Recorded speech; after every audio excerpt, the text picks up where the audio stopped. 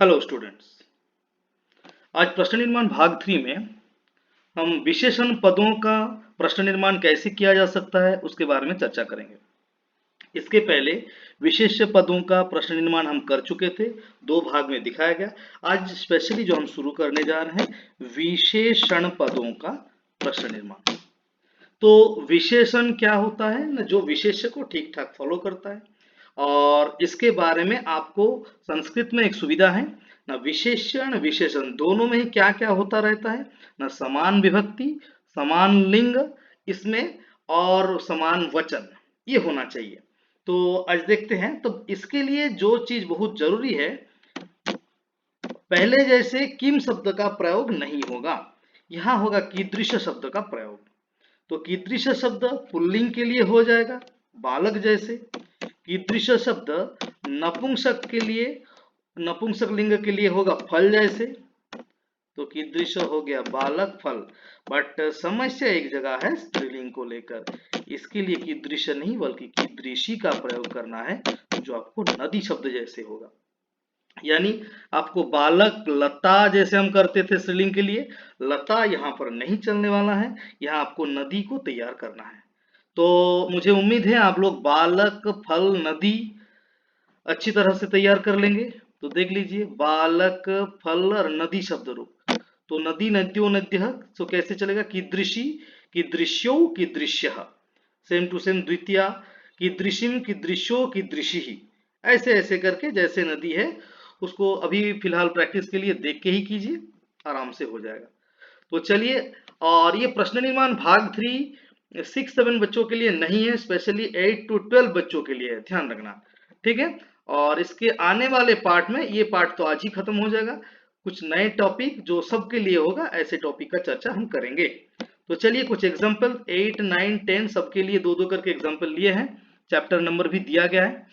तो चलिए देख लेते हैं। नंबर 1, पर्यावरण से कृते महती क्षति ही भवती। देखिए बोला जा रहा है पर्यावरण के लिए महती, बहुत बड़ा नुकसान है। तो अगर क्षति में अंडरलाइन दिया जाए तो ये नाउन है, महान क्षति, ठीक है। तो यहाँ स्त्रीलिंग हो रही है, ठीक ना, ये वर्ड में तो का हो जाएगा, कोई समस्या नहीं। लेकिन ये जो एडजेक्टिव है, कैसी क्षति है, क्षति है, तो उसके बारे में जब प्रकाश किया जाए तो देखिए स्त्रीलिंग है, प्रथमा एक वचन। मैंने पहले ही कहा स्त्रीलिंग के लिए आपको कीदृशी वर्ड का यूज करना है, और ये प्रथमा एक वचन होने के कारण क्या हो जाएगा, नदी प्रथमा एक वचन कीदृशी ही आंसर होगा। यानी जैसा है वैसा ही रहेगा, पर्यावरण से कृते कीदृशी क्षति ही भवती, और एंड में क्या होगा आप तो जानते हैं। तो चलिए नेक्स्ट, ये है क्लास 8 चैप्टर 14 से, सूर्य अचल पृथ्वी च अचला इति।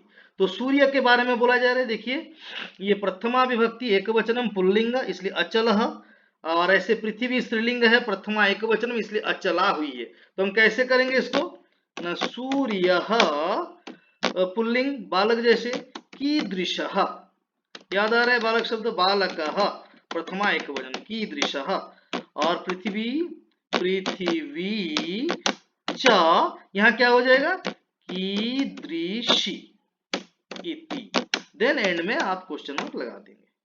क्लियर, आगे और चलते हैं, ये 9 के लिए है। सबका ही 2-2 करके दे दिया हूं। वहति मंद मंदम समीरे समीरे, अगर समीरे अंडरलाइन किया जाता तो आराम से हो जाता, ये नाउन है। समीर कैसा है, सनीर अर्थात निर्युक्त है, हाँ ऐसे जो समीर है, समीर नहीं वायु।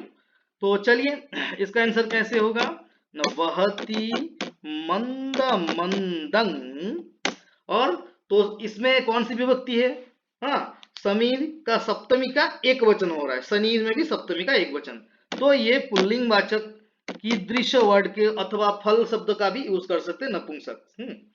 तो सप्तमी का एक वचन में दोनों का सेम होता है। सो कीदृशे समीरे, देखिए समझने का प्रयास कीजिए, कठिन नहीं है, आपको खाली ये चीज क्लियर करना है, जो एडजेक्टिव है यानी विशेषण है, यानी ये अंडरलाइन यानी रेखांकित पद अगर विशेषण है तो ही ये रूल का अप्लाई होगा, अदरवाइज नहीं है।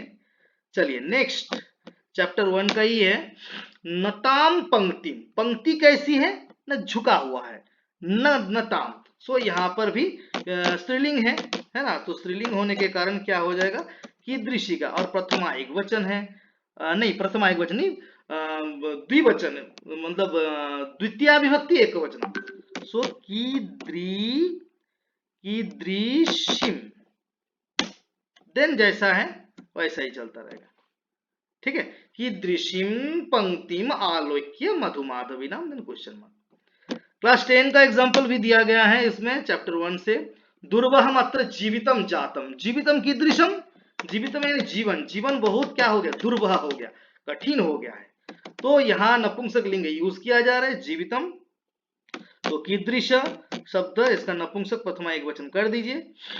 तो कीदृशम अत्र जीवितम जातम, और एंडिंग में जैसे आप कर रहे हैं, देखिए समझने का प्रयास कीजिए। लास्ट, कज्जलमलिनम धूमम, धूम के बारे में बोला जा रहा है, धूम कैसा है, धुआं कैसा है, कज्जलमलिनम, काजल जैसे मलिन है, तो यहाँ पर भी कीदृश का प्रयोग ही सही है, और जो नपुंसक में जाएगा सो कीदृशम धूमं, देन जैसा है मुंचति इत्यादि इत्यादि करके लास्ट में अब जैसे करते रहते हैं, और एंडिंग में क्या हो जाएगा, प्रश्नवाचक पद, ठीक है। तो इसका ज्यादा से ज्यादा अपने किताब से अभ्यास कीजिए, और जहां डाउट होगा कमेंट बॉक्स पर लिखिए, हम जवाब देने के लिए तैयार हैं। आने वाले टॉपिक दूसरा होने वाला है, प्रश्न निर्माण यही समाप्त है। तो ठीक है, आज के लिए इतना ही, चलते हैं, बाय।